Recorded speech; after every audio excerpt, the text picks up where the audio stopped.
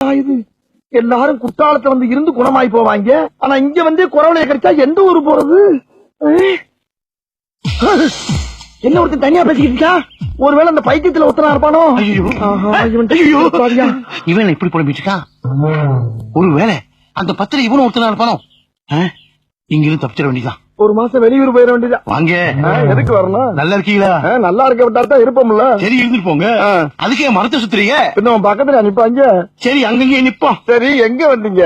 குற்றாலத்துல குடிக்க வந்தோம். குளிச்சாச்சுன்னா கிளம்ப வேண்டியதானே? வந்த வேலை முடியாம எப்படி கிளம்ப முடியும்? அப்ப நான் கிளம்புறேன்.